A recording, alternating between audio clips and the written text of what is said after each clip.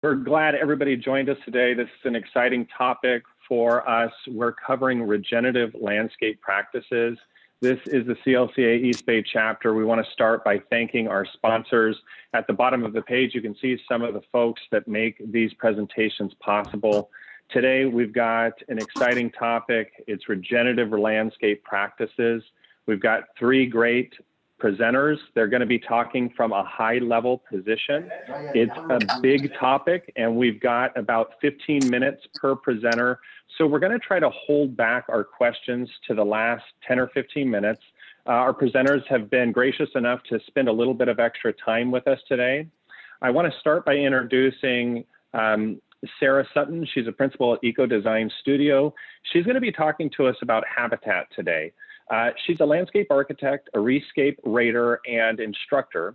She brings over 35 years of experience in terms of regenerative landscape design and construction experience, and we're lucky to have her today, and we're excited to hear her. She's going to pick up the tail end of the conversation. Next, we've got Dave Phelps with Garden Enlightenment. Excuse me. Dave has 2 degrees from Cal Poly San Luis Obispo, 35 years in the landscape industry, a licensed architect, contractor, and a qualified pesticide land applicator. He's got a whole bunch of real life experience. Where I bumped into Dave was after his tenure at Cagwin Landscape, and he was really introducing some very unique ideas to the landscape management side of things. So again, along with Sarah, just a lot of real world experience, and we're so thankful to have him. We also have Doug Anthony from the Urban Farmer. The Urban Farmer is a vendor in the Bay Area that has always been kind of at the forefront at offering unique cutting edge way of dealing with landscape design elements, construction elements, and maintenance elements. And they are very proactive in how they offer educational presentations. So we're very thankful to have all three. I wanted to start this presentation talking about regenerative landscapes from a landscape contractor's perspective and some of the motivators behind adopting some of these practices. On a very basic level, it's just what's right by the environment and our collective future generations. The idea of working with nature, not against nature, the idea of preserving what we have, and that is a fantastic environment that needs to be preserved and worked with versus against. Beyond that, as a landscape contractor, it offers us a great opportunity to offer something a little bit different than some of the other folks that are in our market. The concept being, we have a market in the San Francisco Bay Area that is interested in safer, cleaner landscape practices, pet-friendly, family-friendly landscape practices, the idea of reducing emissions, the idea of reducing chemical use, the idea of making our landscape playable and workable and something that we can feel comfortable sending our kids out there to dig in the dirt. I think what comes to mind, especially given the type of work I do in landscape maintenance, is the concern that the work that I'm doing makes it to where those things cannot happen. And we're excited to have our speakers today to talk about, from a high level perspective, some of the things that we can do to understand how we can make a bigger impact on the environment as a whole, and help try to convey how we might do things different as a contractor to our customers. And I hope to touch on a little bit on the how to talk to customers at the tail end of this talk. So with that, we'll get started with Dave Phelps, and he's going to start talking to us a little bit about soil. All righty, I am going to share my screen here. And let's see. All right, hopefully everyone can see that. So yeah, we're talking about regenerative soils. And a little tagline here, intuitive landscape management decisions using the ecological mindset. And so what I'm hoping quickly here as we go through here, just to get a concepts down so that when you see something, you can make a decision that is based on this ecological mindset. And it's going to be intuitive in terms of, do we do this or that, or how can we make these things better? So just briefly, right? Regenerative soils, right? Regenerative as a, is relating to something growing or being grown again. And I wanted to stress that being grown again. And then of course, soils is a mixture of organic matter, minerals, gases, liquids, and organisms that together support life. And I know most folks now are coming to the realization that soils are living, and the importance of gases and liquids in that soil. Because really we're talking about the difference between soil being alive and dirt, which is dead. And I think when people see that beautiful office park, the complex or subdivision, all these developments, they're seeing, kind of the covering that the landscape has puts on the site. But I want you to think back about the construction and how this site was put together. Personal little story, I just had the site next to my house developed for a cul-de-sac. And it's interesting and enlightening to see the type of equipment that goes on there. I mean, this thing over here, almost 90,000 pounds. And you can see here, I'm standing next to it, the size of these tires. And they wet it, they drive it over with this thing, they grade it repeatedly. And then we come along with this thing. I mean, you can see the amount of surface contact with that. This is a vibratory roller, almost 70,000 pounds hitting that little area 30 times a minute as they go back and forth with that thing. So, when we see that, this is great for foundations and sidewalks and putting in things that will support street lights and everything. And super important, we don't want to put the investment into a development and then have foundation problems later. But just understand that that's what's underneath most of the landscapes that we are dealing with. And of course, that kind of compacted situation is just horrible for plants. I'm sure you guys are all familiar with this situation where, the 15-gallon or 24-inch box tree was planted in a hole to the specs. It said, okay, it was supposed to be twice the diameter of the root ball, or maybe if you're lucky, 3 times. But you can see how that tree would quickly use up that volume of soil and then come out into the turf zone or the landscape area, which might have only been, had a little bit of topsoil put on the very top of it.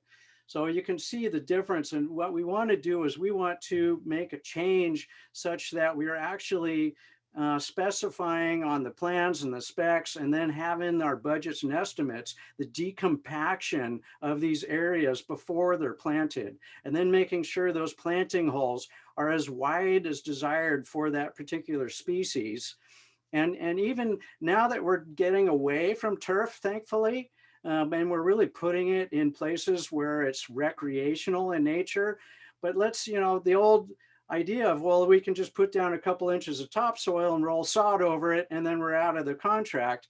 That's not what we want to do. These are nice areas. We want to make sure that the roots can get down and they can be sustainable plantings. So you want to think about a meadow or a prairie area, and then get in there and physically rip the area and have this in the budget, because it's so important down the road. When we look at what's in soil, we all know that there's the minerals, there's organic matter, but we need that air and water component. And the air in the soil, in those soil pore spaces, is so important. I mean, when you look at plant tissue as a percent of these different macro and micronutrients, The main ones are carbon, hydrogen, and oxygen. That's almost 90% of the plant. And all of that comes from the air and the water. So yes, the minerals are important, but the air and those soil pore spaces are almost more important. And then we want to make sure that we are taking a soil that has been disrupted, that is really almost like bedrock. And really quickly, we're trying to push it forward in time by adding that organic matter, by decompacting, adding more organic matter that can then be decomposed and have a better fungal majority of the organisms, get a lower pH and a deeper soil.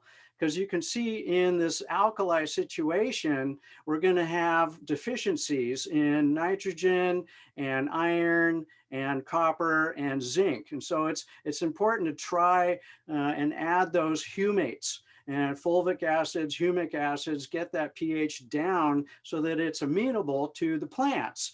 If, right, it's appropriate to the proposed plant community. If you're doing a restoration project and you're putting in a coastal bluff sand community or in an estuary type situation, then this may not be appropriate. So you always want to think about the plant community that's being proposed and where is that plant community on that range. Now, when we talk about the water efficient landscape ordinance and what we are mandated by law to put in, the model is 6% organic matter, and then incorporate that into the top 6 inches of soil. So if you've got 6% organic matter and that's appropriate for the plants, that's great. But if you're planting a bunch of woodland plants, you need more than that. And so that 4 yards per 1,000 square feet recommendation, that equals about 1 2/3 inches of compost. And then the mulch, right, is 3 inches. Although because of the importance of having some exposed soil for soil dwelling organisms, we want to make sure that we've got about 5% that is left open, or turf, rooting ground covers, or seeded areas where it's contraindicated.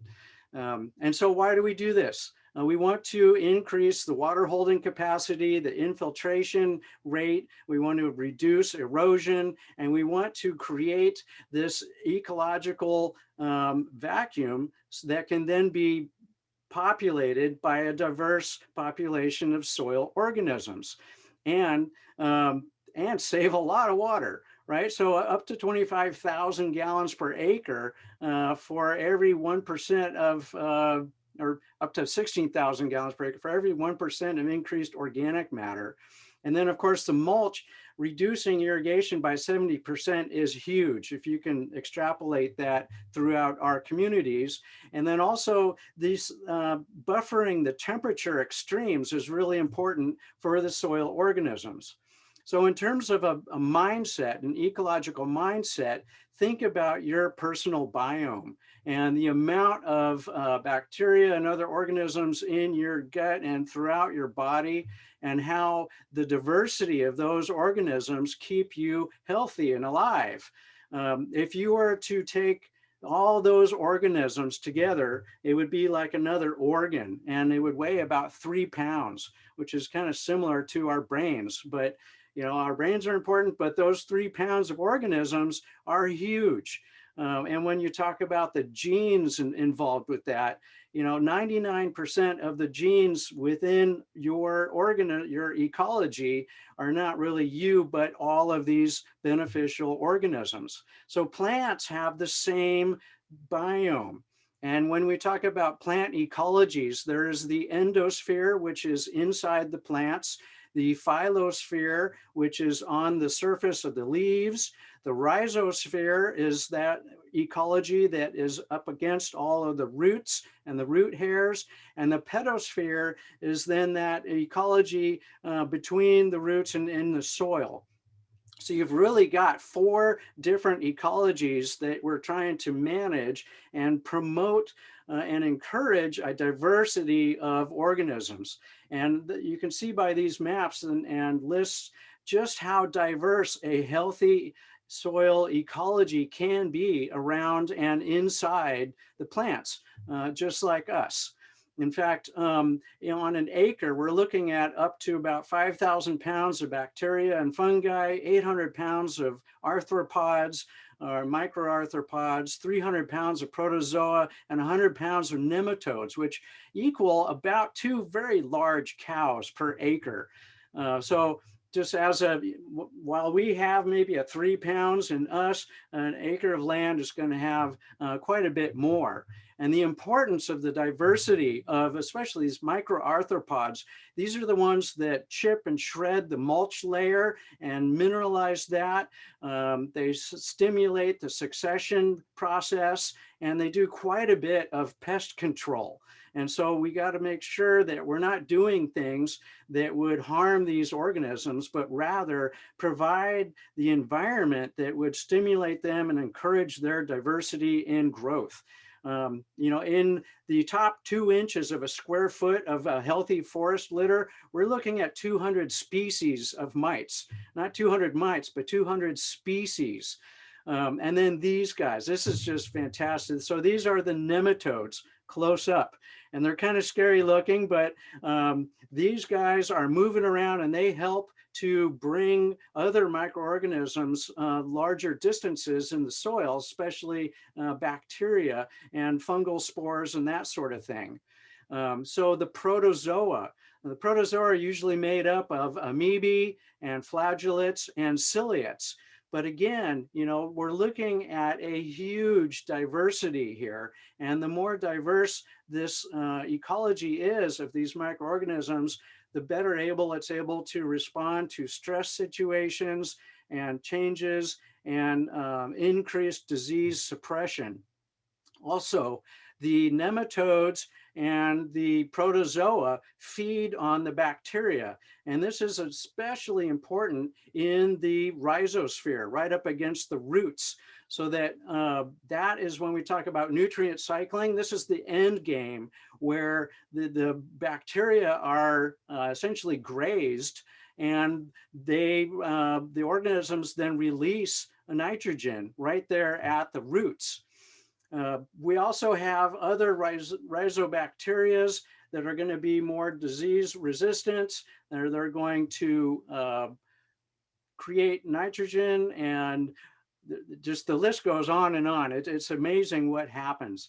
And so I wanted to, again, stress the diversity, so that if you look at a gram of soil, a gram being not very much, but up to 75,000 species of bacteria, 1,000 different species of protozoa, 100 species of nematodes, and literally miles and 25,000 species of fungal spores and mycelia.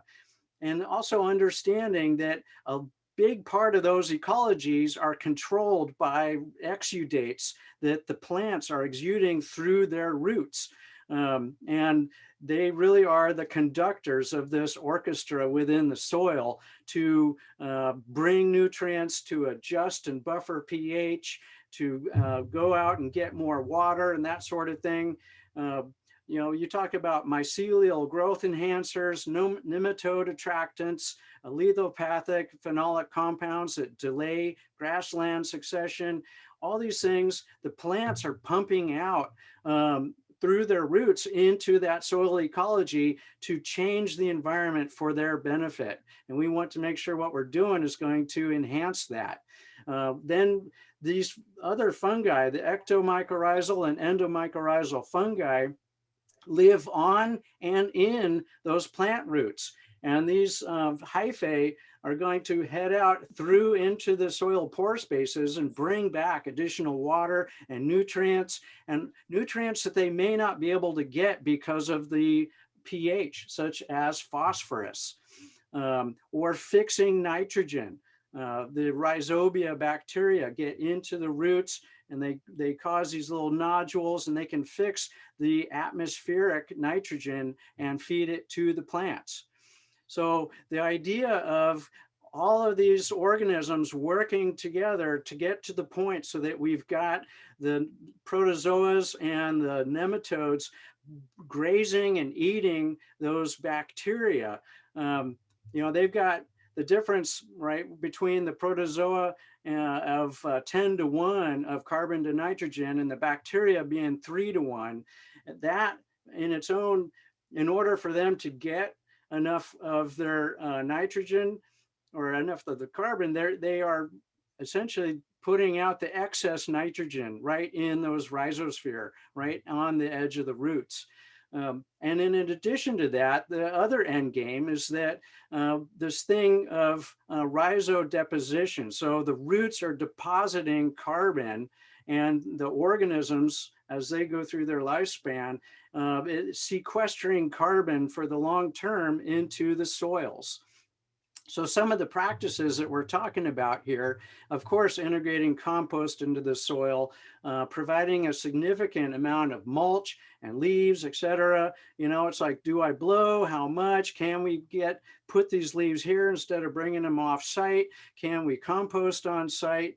Reduce, if not eliminate, fertilizers and pesticides, with the idea that fertilizers are it's a salt and can kill these things. And obviously pesticides can, fungicides especially are not going to be good. So really question, do we need these materials? So decompaction, promoting this diversity, the porosity and the aggregation of the soil particles, and avoiding the under or over watering environments, because we don't want our soils to go anaerobic. We want to keep the oxygen down there and promote a deeper root zone.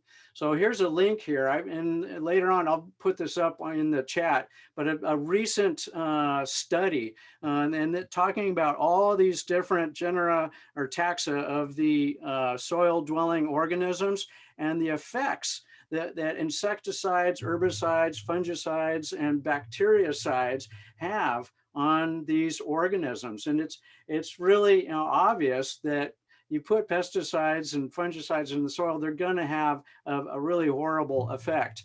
But I think that particular recent study really kind of draws on hundreds of other studies and summarizes it in a good way. So just a couple quotes here. To forget how to dig the earth and tend the soil is to forget ourselves. And essentially all life depends on the soil. There can be no life without soil and no soil without life. They have evolved together. And with that, I am going to end my thing here. Stop my share. So I know that's a lot of quick information there, but I think I'm going to pass the baton on to the next speaker here. Thanks, Dave. It's always fascinating to see your slides, and especially you said a compressed time period there. I feel like I just had a crash course in ecology, so that was fantastic. Yeah, 15 minutes, right? Yeah. Well, hello, everyone. Thanks so much to the other presenters, Sarah, Dave, and Lauren, our gracious host. I'm with the Urban Farmer Store. The market development representative for the Bay Area. So I manage the field sales for our 3 stores in San Francisco, Mill Valley, and Richmond. And what I wanted to do today was share some of our staff's favorite products that promote regenerative landscape best practices to foster soil health, conserve water, and enhance habitat values. Really, the focus of what I'm going to be talking about is conservation of water. The drought is here. And so what I want to share with you is a few things that we've come across in our store that you may not be aware of that can help you as a landscape professional. One of the first things I want to talk about is alternative water sources. And we have this really nifty product here. You might be able to see it. It's a 24-volt electronic ball valve. And this is ideal for rainwater harvesting. So it can be operated from a 24-volt irrigation clock, And what's nice about it, it doesn't require any gravity or any pressure to operate. So if you have a rain tank or a cistern in your backyard, just the amount of gravity pressure will operate, and you can turn it on as needed from your irrigation timer. And a lot of people are saying, well, Doug, it hasn't rained in a long time, so why do we talk about rainwater? Well, we're always trying to plan for the future. And so if you can incorporate rainwater into your next project, then obviously provides another resource for you. And we're seeing also a lot of development of ADUs, or accessory dwelling units, and just putting a rain cistern on a small ADU of 600 square feet, you can capture quite a bit of rainwater. So just putting like a slimline water tank on the side of the property, you can collect 200 to 400 gallons very easily in just a few storms, and have that as a reserve for irrigating parts of your lawn. Another thing that we've come across is here in the North Bay, we have a lot of distressed redwood trees. And redwood trees really are not getting as much moisture as they used to, because we're having less fog. And as we all know, a lot more heat events. So one of the things that we've done is we've worked with contractors that say, hey, let's install a rain tank and irrigate these really needy redwood trees and keep them happy with some rainwater. So that's just another idea that we've seen work really well. In addition to rainwater harvesting, we're a big proponent of using laundry landscape gray water systems. So this is something we've been involved with for a long time. We administer the laundry landscape programs for SFPUC and also Marin Water. And with both those programs, we provide the resources to build a laundry landscape kit. So you can come to our store and get a kit. We also have loaner toolkits, so you can do a DIY installation, or for the professional contractors that want to do a more robust install, you can incorporate both the laundry landscape system and installing a pad for a larger rain cistern. So those are some of the things that we've really seen work really well with alternative water sources. The next part is improving soil health and suppress weed growth by sheet mulching. Just kind of tying into what Dave was saying, let's get rid of this landscape fabric or weed cloth and start using, more bio-friendly materials. So cardboard sheet mulching has been around for a while, and we're probably all familiar with the method for doing that, but very few people know that we actually carry rolled cardboard sheet mulch. So it comes in rolls of 4 feet by 250 feet. So one roll covers 1,000 square feet. Now you can imagine how many boxes that would be to collect and transport to a job site. So contractors are seeing a lot of time savings and efficiencies by using rolled sheet mulch. And like UC Berkeley, they are a big proponent of sheet mulch. They've gone completely pesticide free and use it as a weed suppression tool. You combine that with adding mulch to it, and once again, you're improving soil health and also the moisture retention of the soil. The next thing we'd like to cover is just water conservation strategies for reducing outdoor water use. We do work with a lot of the water agencies, and they're really starting to promote this landscape your lawn concept. As you know, it's been around for a while, but there really is a strong push for it this year, with different agencies offering significant incentives for replacing your lawn with a with a garden. So you can use the sheet mulch as a start. And then the next thing, which is kind of fascinating, I'll hold this up here. This is a sprinkler to drip conversion kit. It's super simple. It takes like 3 steps, and we sell these as a kit. You basically take off any of the risers and install this drip conversion kit, and there you go. You can have a drip system, and then you use these caps to cap off any of the other sprinklers in your landscape. Once again, that's just an easy way to convert an existing irrigation system from overhead sprays to drip, and you can conserve water that way. Once you put down your mulch and your compost, you're going to want to use something. It's another nifty tool. This is a pop-up indicator. So once that tubing is buried in the mulch, you might not be able to see it, but with this, it'll pop up when the system is on. So you can automatically tell when your irrigation system is operational. It's also a good tool for identifying leakages in your system. So if you see this indicator up, but you see water pooling in one area, you might have an issue with a gopher or a line that's been cracked. Okay. Oh, now I got to show you the next fancy tool. So when you're converting over from drip irrigation to sprinkler irrigation drips, you're going to want to incorporate a filter regulator. and pressure. This particular one in the black cap is 25 psi, which is ideal for 1/4 inch drip tubing and also micro sprays. We also, Tom Bresson, the founder of Urban Farmer, worked with our manufacturers, and we actually created one with a brown cap, which is the 45 psi. So when contractors come in, they can know exactly which is the correct pressure regulator for the application. So the 45 psi is with the brown cap is identical Netafim. And if you're familiar with Netafim, that's the pressure compensating drip tubing with the check valve. So you'd come in and get a 45 psi with the brown cap to identify for the appropriate drip. So in addition to the filter regulator, this is something that's neat. This is also a 2-valve manifold. So for tight spaces, you can see it's very easy to assemble 2 valves in one box. Once again, it's just a time saver, and our contractors find these really handy when you're installing additional valves into an existing valve box. Okay, now the really fun part, in addition to a drip system, is something that we found really fascinating, and this is talking about Bluetooth. And Bluetooth is not a gimmick. This is a really handy tool. This is a Bluetooth controlled battery operated single valve. And what we found is that these are ideal for situations where you don't have power, or if you're talking about doing a median strip, or you're doing a sidewalk strip. With this, you can control the right from an app on your phone. What's neat about this is the app is much easier to use than programming a standard controller. From your phone, you can control a rain delay, so you can get set up. If a rain event happens, you can turn it off for a number of days.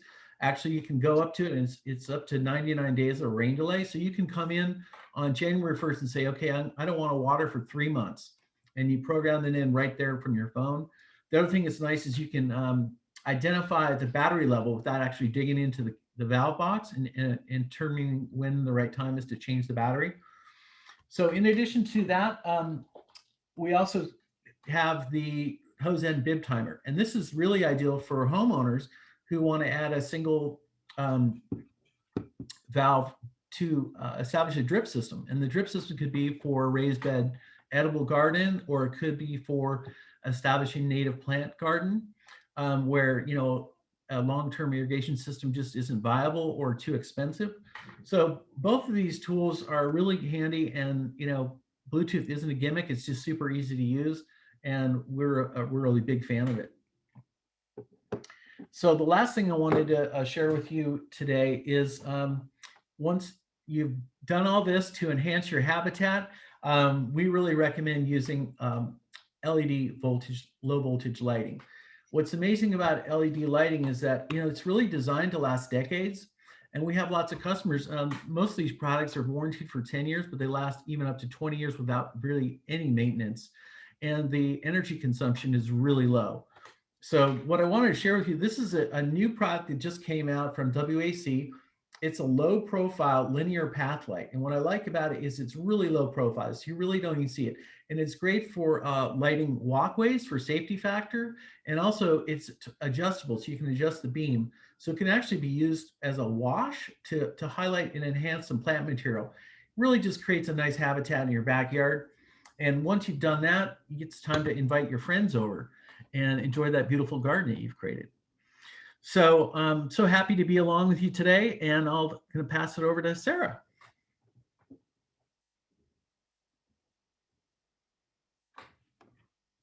Great. This is a great tag team. I feel like we're running a relay. Here, your turn. So first of all, thank you everybody for showing up for a lunch lecture and this fast-paced brain drain knowledge input. And I just wanted to say a couple things about myself. Lauren had mentioned I'm a landscape architect, and I have worked in the Bay Area. I'm a Bay Area native, and I worked in the Bay Area for over 35 years as a landscape architect working on larger projects, parks, civic settings, streetscapes, also trail habitat, stream restoration. And I've always had a passion for this profession because I love bringing nature into our communities. I just was drawn to that. So this is really the perfect topic. And I also just believe in the healing power of nature, especially now. This year has been so crazy. So to have access to nature in our own backyards or in the places where we work it's a mutual share. So without further ado, and let me share my screen. And I also wanted to say that I am not a contractor, but I've learned so much over my career working with contractors. And I always love to hear what, I can put something on a drawing, but you got to get out in the site and go, well, I don't know, maybe we should do this a little differently. So I liked what you said, Dave, about being intuitive. So I'm calling this the habitat imperative, because creating habitat is imperative to the planet health, to our health. And so what is habitat? Actually, I looked it up, and National Geographic has a nice definition here and says that it is a place where an organism makes its home. It meets all the conditions you need to survive. And the basic components are shelter, water, food, and space. Well, that's what we need too, is, you can extrapolate. We need homes and we need the basic resources. And I was going to put a cute picture of an owl sitting in a tree. And I thought, no, this is really urban habitat here. And there's a link there. The San Jose City Hall has had falcon nesting site for peregrine falcons up on the 18th floor. And this is, I think, the next second or third generation of falcon couples coming to visit. And their nests aren't very fancy. It's just a pile of dirt because they're cliff dwellers. So these are the kinds of things we need to be thinking about. How do we give wildlife a chance to grow and thrive in the landscapes that we've created?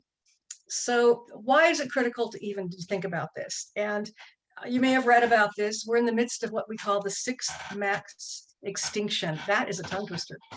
And species are becoming extinct 100 times faster because of human impacts. And because of that, scientists have called our era, the era of us dominating the earth, as the Anthropocene era, the era of humans and the impact that we have had on the planet, more so than any other era going back millennia.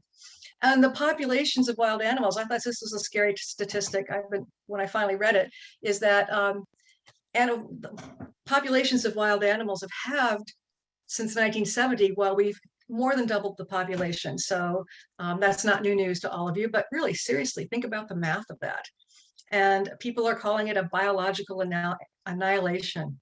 So just sort of to set the stage, there really is a need for us to step it up and start to see how our profession can reverse some of these conditions that are happening. And I want to really emphasize that pollinators are vital to our food supply. Bees, pollinator insects, animals worldwide are responsible for pollinating over 3/4 of our staple food crops in the world.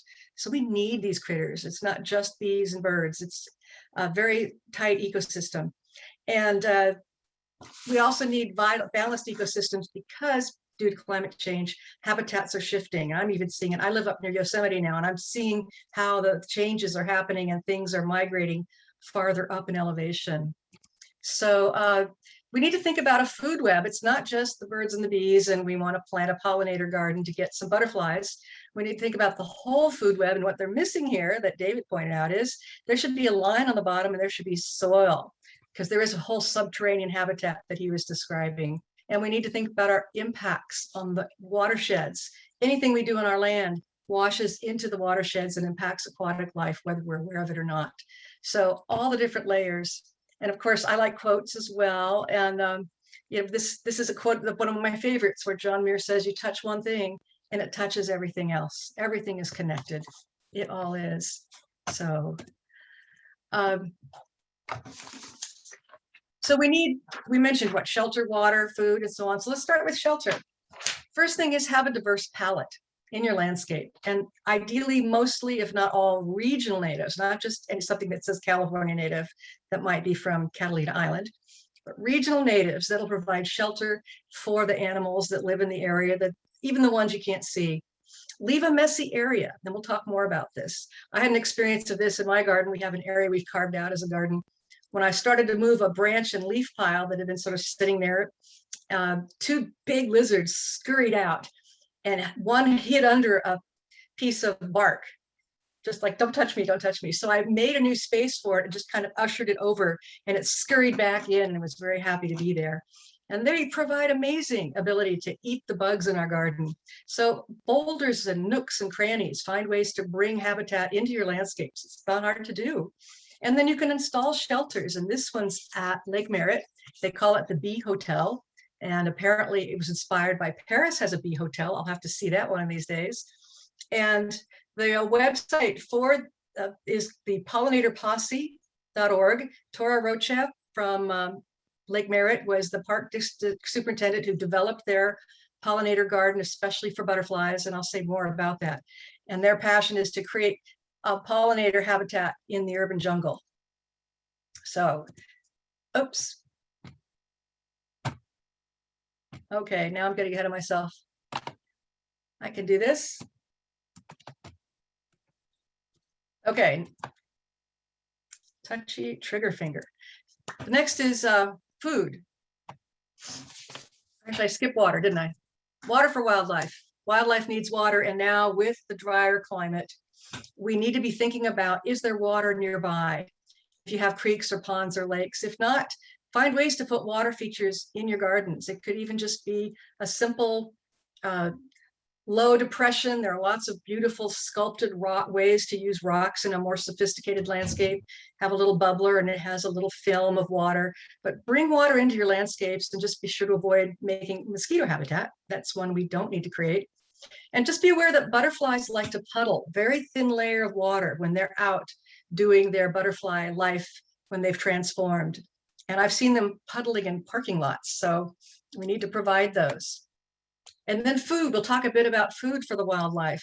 Another reason for diverse, regionally appropriate natives that bloom and fruit at varying times, because again, we've got a shifting climate and plants are moving around.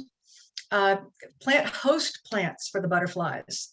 There are other plants that they'll sip nectar from, but for their life cycle, they have what's called a host plant. And CalScape gives you a whole lot of information on that. You can dial in your zip code. It'll tell you the butterflies in your region. It'll tell you what plants. So it's a great resource, as well as some of the, I think it's the best one that I find the most useful. Let your wildflowers go to seed. And that's something you'll have to talk to your client about. Create a messy area and let those just go to seed, because that's a natural source of bird seed. And they won't get to it if you cut them down or deadhead them. And then finally, it's okay to provide food, but make it an augment, not the only way that you're bringing food to your garden and to the wildlife in your garden. So I'm going to say a few words. I hope some of you know of this and have met Professor Talami. If you ever have a chance, he's not only knowledgeable, he's a really fun speaker, full of information. And his research, he summarizes it to say that the birds need bugs, not just birdseed. That's vital to having birds live in your area. And, the early bird gets the worm, right? So the bugs that eat, they want bugs that eat plants, and these bugs have specialized diets. They've co-evolved. So there's some caterpillars that only eat one plant, such as the monarch and the milkweed. So make sure that that's another reason to make sure we have a rich palette. And CalScape's a great website. There are other websites that can help you decide, what should I bring in? What's available? If you have a balanced food web, you're not going to have a decimation of one species. Again, that's why you want to diversify, because it's a temporary thing. They'll munch on them for a while and then they'll go away and the plants will come back. So we really need to be thinking about the caterpillars supplied by the native plants, but also the worms and grubs and other critters living in the soil that David talked about. And if they can't find it, they will leave, and then you will not have birds in your area. And we need to have the butterflies. So we really need to be bringing these to our landscapes. It's not that difficult to do. It just takes a little more thinking about, what do I put where and how do I do it? This is a key point that Doug emphasized, is it's all connected. Remember the food web? And as these ecosystems break down, it's like the Jenga game. At some point, there's going to be a collapse, and it is going to affect our food supply. It's going to affect the health of our biosphere. So very quickly, he did this study with grad students to see how many species of Lepidoptera, which are moths, butterflies, how many can be supported by various trees, native trees. And the one on the top, an oak can support 534 different species. And then there are more species here on the list, but I thought, wow. So planting some native oaks in your region can be very powerful. That's not hard to do. And by contrast, non-native plants, crepe myrtle can support 3. And if you go down to the bottom, sawleaf zelkova and heavenly bamboo, nada. Because the insects don't know what to do. They don't know how to eat that food. They don't have the digestive juices. So if you want to learn more about this, go to his website, Plant a Native, pick up the book, Bringing Nature Home. And then here's some of my favorite resources. In addition to CalScape, I love Las Politas, such a rich website that you can search through. And again, put in your zip code. It'll show you what would grow there if it was a normal, if it was a natural space. And then the Inland Valley Garden Planner.org. I really liked the information they had. It's more for Southern California, but a lot of great info on what plants need. All right, so neonics. I'm hoping many of you are aware of this. If not, really make sure you remember and you start to go out and find sources for plants that aren't grown with the neonicotinoids, which is a systemic agriculture insecticide. It's been linked to bee colony collapse. There are a few reports saying they disagree, but at the very least, even if it's the mites doing most of the damage, this stuff is like nicotine. It breaks down their system. It doesn't make them happy or healthy, and then they're more susceptible. And I'm finding from some of my research that it's in our food chain. So we are getting exposed to it through honey, through fruit, and baby food. So really need to pay more attention to that. I did some research on websites. If you're purchasing from people who specialize in native plants, I'm sure the answer would be no, of course we don't use them because we're growing native plants. This is for habitat. Watershed Nursery in Richmond grows plants for all sorts of habitat and wildlife habitat. So I'm sure they advertise very specifically that they don't use neonics. Annie's Annuals, that's more of a website or a source for residential, but they insist on, they don't use any chemicals, nor does Planting Justice in Oakland and Berkeley Hort. Some of them are, some of them aren't. And so continue to look into that, please, and start to spread the word. This is important. So soil, just this quick picture from Amadeo Bashar. This is what healthy soil looks like. That's what Dave was describing. And you bet a bird is going to be happy there. And dead dirt, it's not there. And the soil is dry and very important. Space for wildlife, both in the urban setting, but also how can we protect the wildlife that's outside and make connections to our regional open spaces. And in your schools and parks, if you have a project that has enough room, find places to create habitat zones and label it so, and then it can become an educational tool. So think about it. How can I create habitat in this office park and not just a decorative landscape that conserves water? So chemicals versus wildlife. We've already touched on this, and this is really a touchy topic for your industry, because all of you who want to do the right thing have clients who are saying, but I want my lawn and I want it green and I want it green now. Or they really don't want to embrace this approach. And I'll say more about how we can help you with that.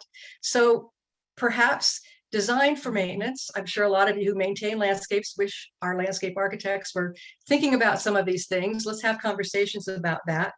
Building the healthy soil will automatically make your gardens happier on their own. Sheet mulch, I'm glad you've mentioned that. That's vital. Any lawn conversion you have, please sheet mulch. Any project, please sheet mulch. It'll help stimulate the garden so quickly. And we need to do more education and promote the organic approach to our clients. And I've already mentioned the pollinator garden that Tora put together. And she was telling me in one presentation that they had a lot of public complaints about that messy area at the Lake Merritt Garden until they put up a sign that said, "Excuse our mess. We're creating habitat for baby butterflies, for monarchs." And suddenly everyone was excited and it became a destination. So we also need to talk to our clients about expectations. And I'm hoping that's something that I can help you through some of my work that I'm doing with Rescape. Does it need to be managed or manicured? We need to steer away from the manicured look and find a way to do what they call zones of care. And cues for care is a term that Professor Joan Nassauer came up with probably 2 decades ago. And there's a link to an article. But there are ways you can make a landscape look like it's supposed to look that way.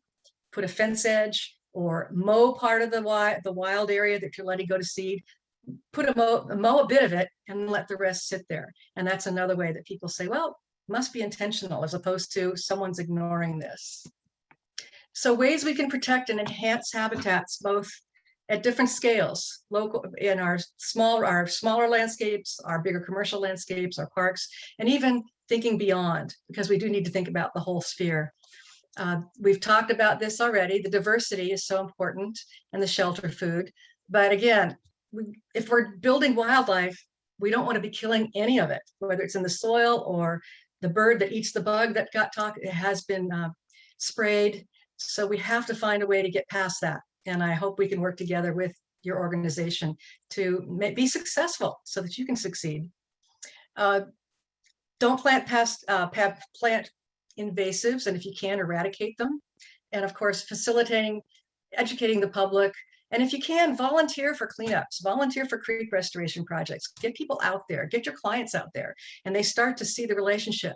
And by the way, I looked on Google, you can buy these signs for $20. You can put a sign out there that says, this is a wildflower nature habitat in progress. That will stop a lot of the complaints when people have look at your weeds saying, why isn't anyone doing anything about this? So I'm almost done.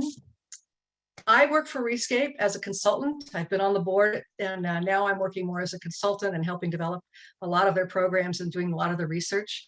If you'd like to learn more, take the maintenance qualification training. Dave has been very involved in developing that program, and you'll learn not only how to do a better job of a regenerative landscape, but ways to educate your clients. There's another talk that PG&E is hosting on May 17th. We're going to talk more about habitat and climate resilience. And I encourage you to reach out to me and reach out to Rescape. There are ways that we are working with other organizations and with contractors to help them move forward in this way, doing things organically. And I'd also like to promote the Rescape landscape rated program, which will be MWELO compliant. So we could rate your landscape, tell your client about why it's a great thing, and they'll get the water compliance as well. So diversity is vital. I won't read this whole thing, but what he basically is saying at the bottom is, even though this sounds like an ecological Armageddon, it's largely reversible if we adopt a new relationship with nature, which is what we came to talk about today. And my final comment is, what legacy will we leave behind? This is my grandson. It's personal for me. And so if you need a motivation, find someone that you can look at, a young person, and say, I'm doing it for them. And make a commitment that you're going to continue to move through and work with your colleagues so that we can shift what's happening and make a positive change. So this is my final slide. I just wanted to mention two things I can do. I also have a book called The New American Front Yard, which is help do-it-yourself landscape contractors, or also just homeowners, mostly is my clientele there. It takes them through the steps of how to create a regenerative landscape, but also how to do it in a way that the neighbors think it's attractive. So, and if you have any questions of me, there's my email address, sarah@kissyourgrassgoodbye.com. So I went a little over, and I'm going to turn it over for questions. You know, I just want to thank all of the speakers. I think you guys really did a great job. And, you know, I kind of wanted to just run through just a real quick recap, because I know everybody had so much to cover. But at the end of the day, Dave, I thought you did a really fantastic job when it came to the soil, create and preserve soil.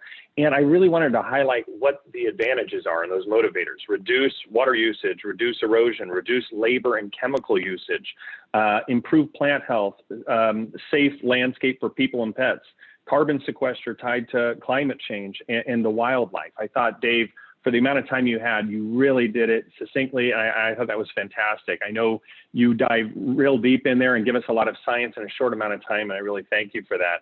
And then when I think about, from a contractor perspective, what Sarah had to cover from a habitat, I think, again, it comes down to that kind of creating and preserving habitats. And there's a win-win and motivations there behind pest control. I mean, at the end of the day, if we can set up habitats for predatory bird boxes, or if we can set up and preserve the natural wildlife that's there, it has a direct impact on the amount of labor and chemicals we need to apply to that landscape. So I thought that was just fantastic. Create interest in the garden. I think Sarah was very smart to identify that part of what we have to do here is market what we're doing. I think it's hard to sell to a client the idea of letting things go to seed or not cutting things down. But if you can really have that conversation about the native wildlife and what you're doing and the motivators that might interest some of your customers, it's really important. You know, what I think of is getting out of COVID times and a renewed interest in being outdoors and really identifying little spaces that might look a little unkept, but if we can create some areas within our urban communities or within our commercial landscapes or corporate campuses, it's going to be justifiable. And at the end of the day, we're bringing something to our clients that are a little bit different. And at the end of the day, we're doing right by the environment, and we're also doing right by our customers. And what we're not doing is what we're trying to do is become that humble, trusted advisor. We're trying to make sure that our clients understand that we are there as a professional and that we've got advising to do, and here's where we're coming from. If all we're doing is nodding our heads yes, and they're saying, hey, I want grass here and I want grass there, we're really not we're not doing them a justice, nor are we being an advisor in a real sense. So I thought you did a fantastic job on that.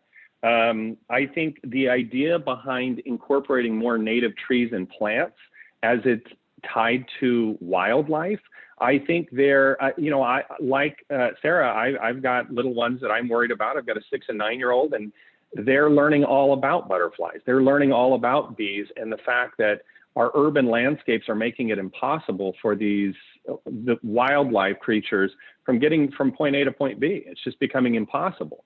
And we have so much unused space on top of our buildings to not have rooftop gardens, to not have bee boxes scattered throughout our landscapes is incredibly short-sighted.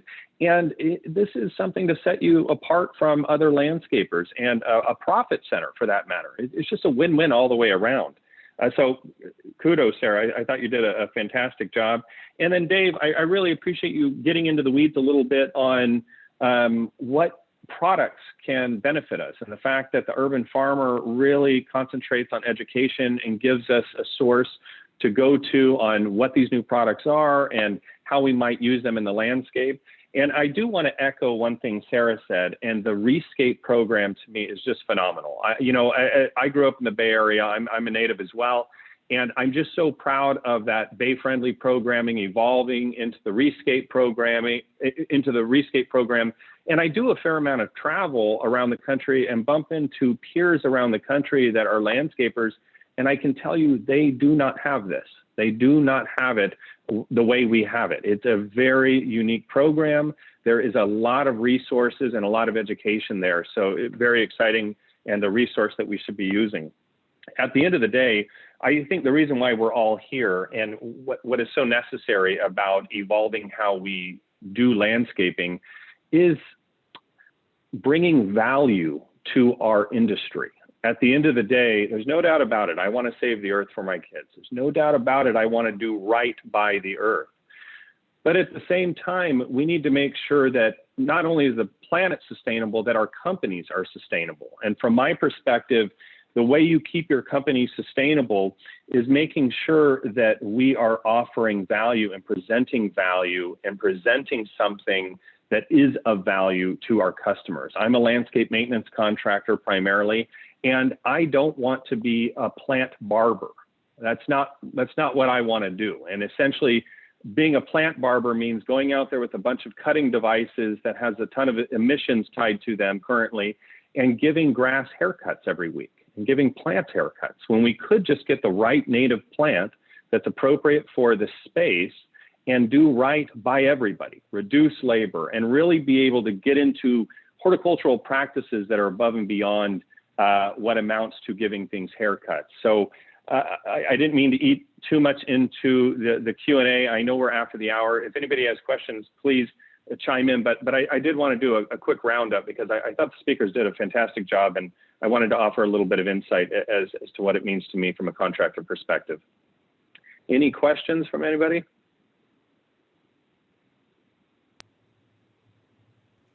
There's some questions in the chat, Lauren. Got it. Sorry about that. My eyesight is getting worse and worse by the day. Laura, do you want to help? Okay. I'm with you on the eyesight there, buddy. Okay, so You've got glasses. Dave put Dave put a link in there for us. That was that study for how the pesticides and affect the soil organisms. It's kind of sciencey, but it's especially detailed, and there's links back to a bunch of other studies. Cool, thanks. John Kern is asking, oh great, Mycorrhizal. So he's asking about endomycorrhizal inoculants. Those are the fungi that live on and in the roots of plants and go out and bring back nutrients.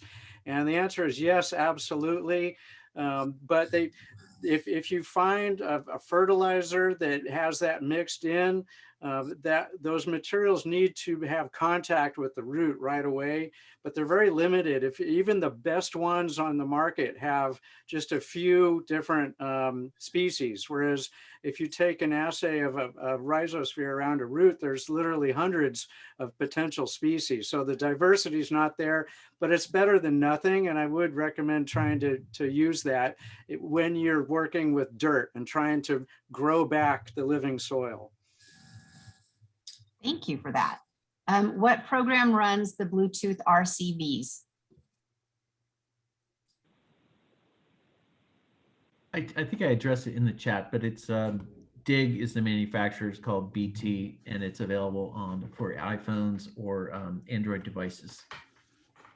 Yeah, I think it's a unique opportunity, and there's more manufacturers that are kind of pioneering that technology for sure. So everybody has a few options along those lines. But I remember the old days of getting into the irrigation box and having to adjust things covered in mud. The idea of being able to use your phone to talk to that device and set up programming is a game changer. There's not any other questions in the chat. Doug, how many valves can that software handle at once? I'm curious. Do you know? It's a single valve but the app can handle on how many you can install.